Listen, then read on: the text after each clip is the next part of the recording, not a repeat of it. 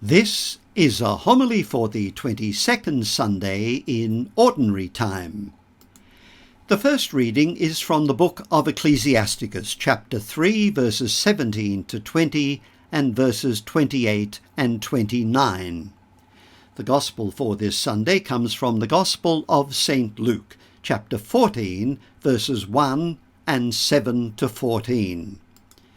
To download the text of this homily as a PDF file, go to sundayhomilies.au. The setting of today's Gospel is once again the journey to Jerusalem. Jesus and the disciples are slowly making their way to Jerusalem for the celebration of Passover. Luke is unique in providing such a lengthy account of this journey. Jesus moves resolutely towards Jerusalem, the city of his destiny. A fairly literal translation of chapter 9, verse 51 is that Jesus steadfastly set his face to go to Jerusalem. The Sunday lectionary devotes 19 weeks to what Jesus does and says on his way to Jerusalem. On this 22nd Sunday of Ordinary Time, we have reached the halfway point. We'll be in Jerusalem on the 32nd Sunday of Ordinary Time, although this year we'll be celebrating the feast of the dedication of the Lateran Basilica on that Sunday. In Luke's Gospel, Jerusalem is pivotal. The Gospel begins and ends in Jerusalem. After the brief prologue, the first scene is that of Zechariah offering incense in the Jerusalem temple. And at the end of the Gospel, Luke tells us that the disciples were continually in the temple praising God. In the Acts of the Apostles, which is part 2 of Luke's Gospel, the word of God's salvation will spread from Jerusalem to the ends of the earth. So here we are at the halfway point on our journey to the Holy City. I've mentioned before this rather interesting study on one aspect of Luke's Gospel, written by the Franciscan New Testament scholar Robert Karras. It's entitled Eating Your Way Through Luke's Gospel, and Karras refers to it as a book with serious levity. He tells us that in Luke's Gospel, Jesus is either going to a meal, at a meal, or coming from a meal.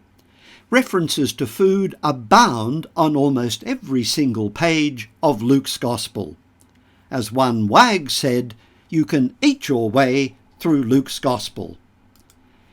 Karras invites us to read Luke's Gospel from beginning to end in one sitting. Read with one goal in mind, to jot down all the passages that deal with food. You should find at least 50 references to food. Well, let's narrow down our search to the times that Jesus is present at a meal. We read in chapter 5 that the tax collector Levi held a great reception for Jesus. The scribes and the Pharisees ask, "Why do you eat and drink with tax collectors and sinners?" Jesus replies, "It is not the healthy who need a doctor, but the sick. I have come to call not the righteous, but sinners to conversion." In chapter 7, a Pharisee named Simon invites Jesus to a meal. Once Jesus had taken his place at table, a woman who had a bad name in the town appeared on the scene. She bathed Jesus' feet with her tears and wiped them with her hair. She then covered his feet with kisses, and then anointed them with ointment from the alabaster jar she had brought with her. Simon the host was indignant and said to himself, "If this man were a prophet, he would know who this woman is, and what sort of person it is who is touching him, and what a bad name she has. When Jesus tells the woman that her sins are forgiven, those at table begin to say to themselves, "Who is this man that even forgives sins?" Luke subtly leaves his readers to answer that question for themselves. In chapter 9, Jesus feeds a multitude of 5,000 from 5 loaves and 2 fish. All ate as much as they wanted, and there were 12 baskets of broken pieces left over. This is the one miracle story that is recorded in all 4 Gospels. In chapter 10, Jesus enjoys the hospitality of Martha and Mary. However, Martha is distressed because she is left to do all the serving by herself, while her sister Mary sits at the Lord's feet and listens to him speaking. When she raises the matter with Jesus, he tells her that she worries and frets about so many things. The hospitality that Jesus seeks is not frantic busyness, but attentiveness to his presence. We come to today's Gospel. Jesus is again the guest of a Pharisee, in fact, one of the leading Pharisees. It's a Sabbath day, and Jesus cures a man with dropsy. Before we have a closer look at what happens at this meal, let's continue looking at the other meals that Luke tells us about. In chapter 19, Jesus goes to stay at the house of Zacchaeus, a chief tax collector in Jericho, and a wealthy man. Zacchaeus would undoubtedly have welcomed Jesus with a meal, although that is not explicitly mentioned. However, the people of Jericho are resentful that Jesus has gone to stay at the house of someone they consider to be a sinner. In chapter 22, we have Luke's account of the Last Supper, the most important meal that Jesus shares with his disciples. And finally, in chapter 24, we have the story of Jesus sharing a meal with 2 disciples at Emmaus. It is only at the breaking of bread that the disciples realize that this mysterious stranger whom they had met on the way is Jesus himself. As you can see, Pharisees are on the scene at 3 of these meals. On each occasion, they appear to resent the hospitality that Jesus extends to people that they would have regarded as outsiders. Those sitting at table with Levi are dismissed as tax collectors and sinners. Simon the Pharisee is aghast at the woman who has gate-crashed his meal with Jesus. And as we'll see in today's Gospel, the Pharisees watch closely. Perhaps we should pause here to remind ourselves who the Pharisees were. Our English word Pharisee comes to us from the Hebrew word perushim, which means the separate ones, or the separatists.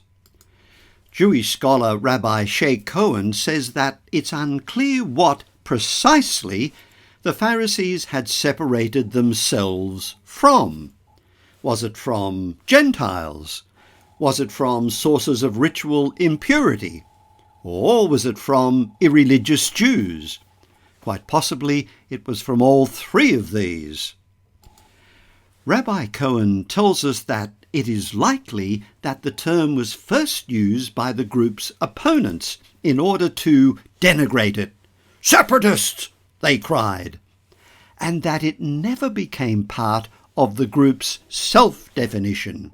At least, it never so appears in the Mishnah or in the bulk of rabbinic tradition. What we know of the Pharisees comes from 3 major sources. Firstly, the New Testament. Pharisees are mentioned 99 times in the New Testament. Secondly, we have the writings of the Jewish historian Josephus, who lived between 37 AD and about 101 AD. So Josephus is writing at the same time that the New Testament was being written. In his many volumes, Josephus mentions the Pharisees fewer than 20 times. Finally, we have rabbinic writings, especially the Mishnah and the Talmuds. Although the Mishnah was compiled sometime around 200 AD, and the Talmuds date between the 5th and 6th centuries AD, they include earlier material. As far as we can tell, the Pharisees numbered 6,000 at the time of King Herod, who died in 4 BC. Josephus explicitly states that the Pharisees had the support of the masses and carry great weight in public religious matters. The Sadducees are supported by the aristocracy alone. One of the difficulties scholars have when it comes to the Pharisees is that they didn't leave behind any writings about themselves, about their beliefs, or about their way of life. There is, however, one notable exception. St. Paul, in his letter to the Philippians, which was written sometime between 50 and 60 AD, tells us that he was a Pharisee. And in his letter to the Galatians, he boasts of his zeal for the ancestral traditions. He writes, "In Judaism, I outstripped many contemporaries among my people by being much more zealous for the traditions of my ancestors." He's here boasting of his former piety as a Pharisee. It would seem then that a key aspect of Pharisaical piety was a loyalty to ancestral customs and traditions. This set the Pharisees apart from Jesus, who sat at table with people that they would have regarded as unclean. Not physically unclean, but ritually unclean. For Jesus, meals were times of celebration, and his inclusion of people like sinners and tax collectors foreshadowed the inclusiveness and hospitality of God's kingdom. The central image of today's gospel is the dining table. Jesus has been invited to the house of one of the leading Pharisees, and we're told they watched him carefully. The Greek verb translated here as watched is paratereo. It means to watch closely, to observe carefully, or to scrutinize. This verb has the nuance of hostile observance. So the Pharisees were obviously hoping that Jesus might do or say something that they could use against him. We then have a parable in which Jesus cautions us against taking the place of honour at a wedding feast. Keep in mind Daniel Harrington's definition of a parable as a form of analogy that seeks to illuminate one reality by appealing to something better known. Our English word parable comes from the Greek parabole. The Greek word parabole is made up of para, which means next to or alongside, and the Greek verb balein, which means to throw. So etymologically, parable means to throw next to or alongside. In other words, a parable seeks to give us an insight into something that we know nothing or little about. Or it may invite us to look at something from a different perspective.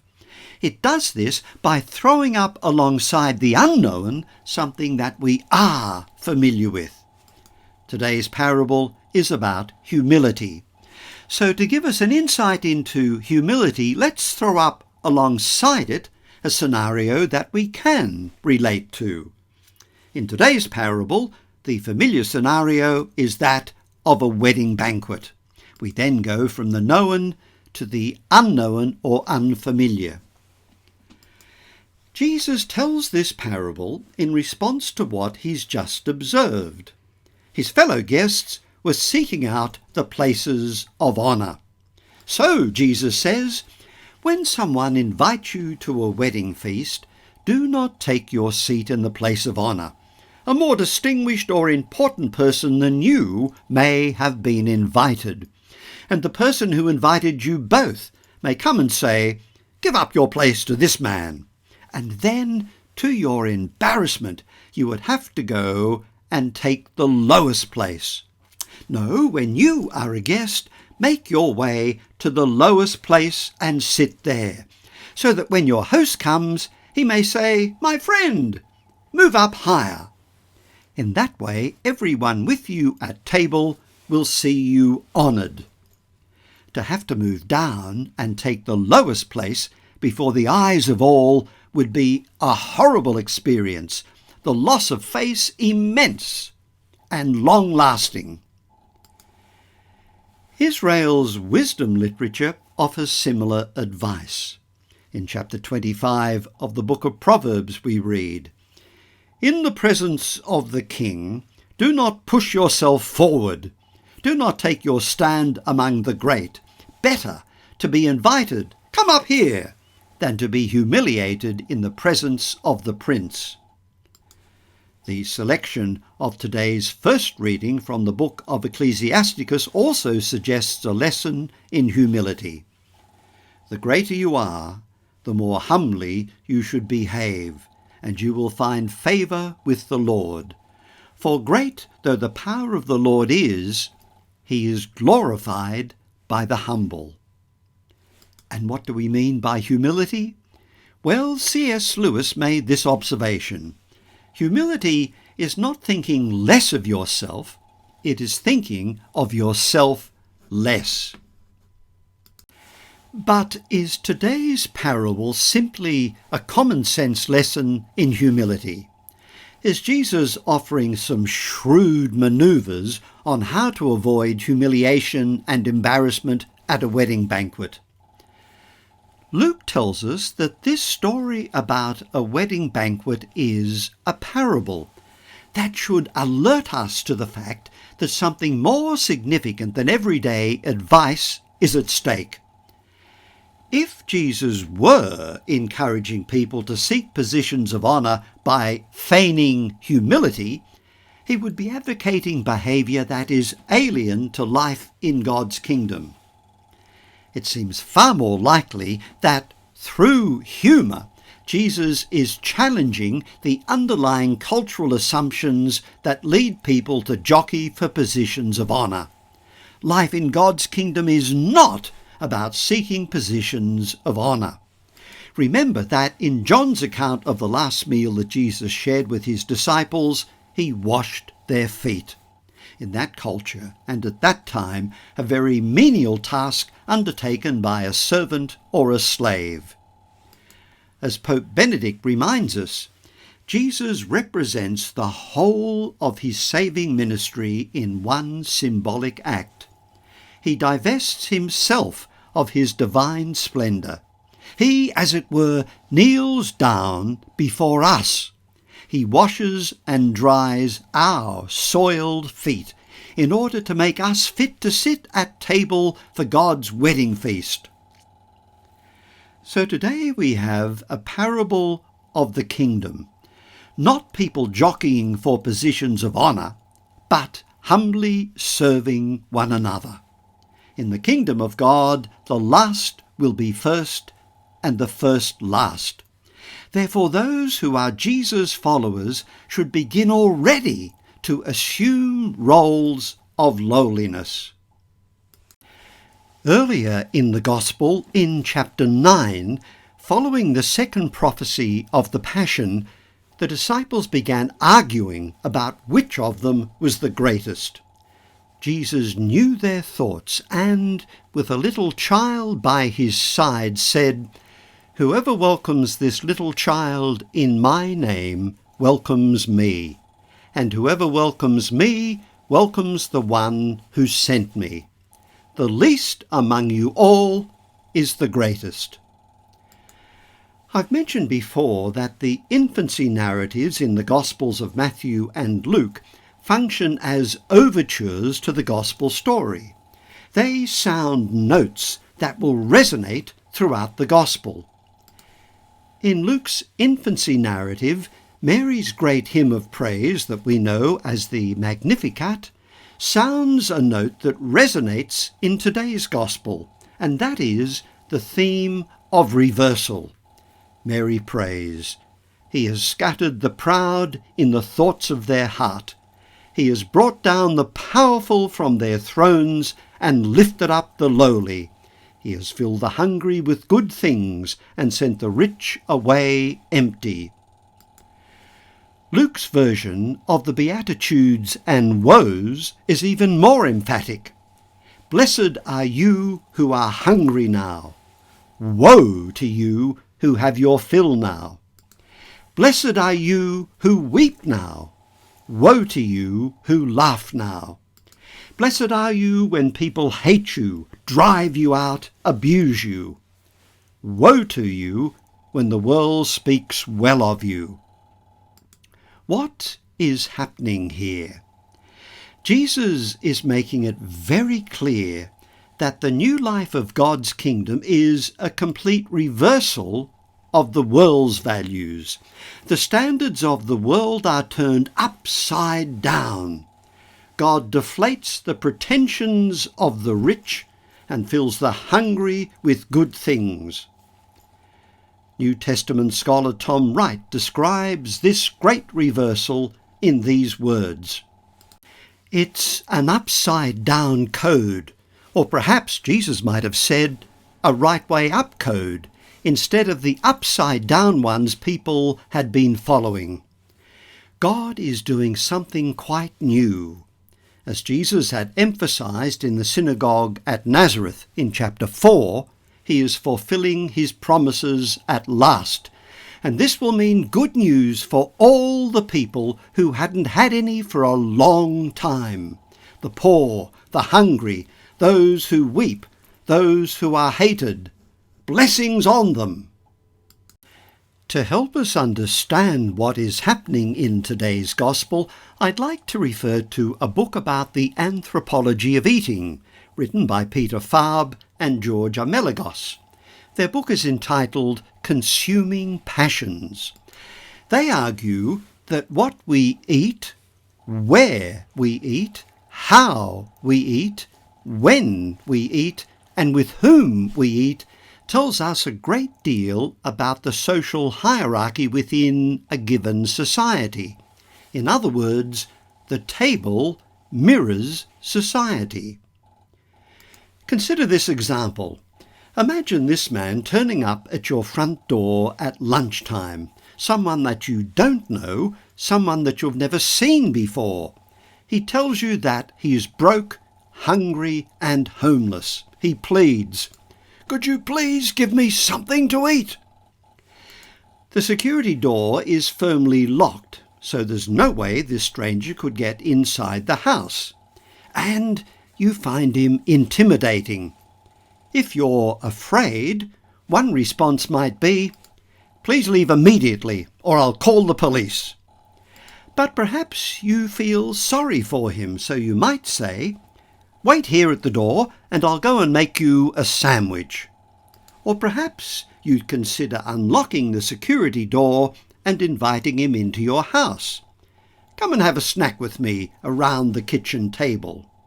Or you could say, "You've come at just the right time. The family is about to sit down for lunch. Please come inside and join us." A final scenario, perhaps even more improbable, might be, "We'd love you to come back tonight and be our guest at an intimate dinner party we're sharing with some of our closest and dearest friends." Some of these scenarios are highly unlikely, and we could offer very good reasons for rejecting most of them. Anthropologists argue that you can learn a lot about a society by looking closely at who eats together. They argue that the table is a miniature of society at large. They've coined the term commensality. It comes from the Latin word mensa, which means table. So commensality is a way of looking at who sits down with whom at the dining table, what we could call table fellowship. Who eats with whom? In Consuming Passions, Peter Fabre and George Amelagos conclude that in both simple and complex societies, eating is the primary way of initiating and maintaining human relationships. Jesus has some advice for his host, advice that sounds counterintuitive in the light of ancient Mediterranean notions of friendship and reciprocity. When you give a lunch or a dinner, do not invite your friends, brothers, relations, or rich neighbours. No, invite the poor, the crippled, the lame, the blind. This would have been cultural suicide in the Mediterranean world of Jesus' day. The twin pillars of ancient dining customs were reciprocity and the practice of inviting people of equal status. Guests who are crippled, lame, or blind are quite obviously people of a lower social status than the host. To associate with people like them is to dishonour your own status. On March the 12th, 1931, Mahatma Gandhi, then aged 60, led a campaign of protest against the British salt tax in colonial India.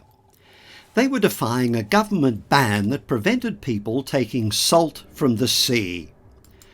The march received wide press coverage, not only in India but throughout the world. The walk soon became a triumphant march. Villagers welcomed Gandhi and his followers by casting flower petals before them and sprinkling water on the road to keep the dust down. In every village, hundreds of people abandoned their work and joined them, at least for part of the way. Gandhi was a staunch opponent of the iniquitous caste system, and he abhorred the way in which the untouchables were treated. He described it as a blot on the soul of India.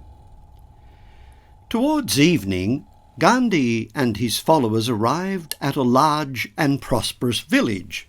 He was graciously welcomed, and the head of the village invited him to stay in his house to bathe, eat, and rest the night. Gandhi thanked the leader, but refused his offer of hospitality. "Where are your untouchables?" he asked. "I will stay with them." And so he spent the night among the untouchables in their hovels on the outskirts of the village. There he ate with them. One of the criticisms levelled against Jesus by the Pharisees was that he welcomed sinners and ate with them. When Jesus and Gandhi ate with the outcasts of their own quite different societies, they were offering a radically challenging vision of the kingdom of God. Jesus constantly moved beyond ingrained prejudices and welcomed the outcast. The community that bears his name is likewise called to move beyond the prejudice born of ethnic and racial background, sexual orientation, gender, occupation, religious affiliation, marital status. The list is long indeed. Jesus summons us not to division, but to a fresh discovery of all people as our brothers and sisters in the human family.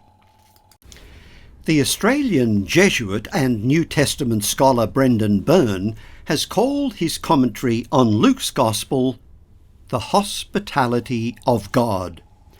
He makes the point that Jesus himself is the very embodiment of God's hospitality, And in Luke's Gospel, the table to which the poor, the crippled, the lame, and the blind are made welcome is a manifestation of God's gracious hospitality.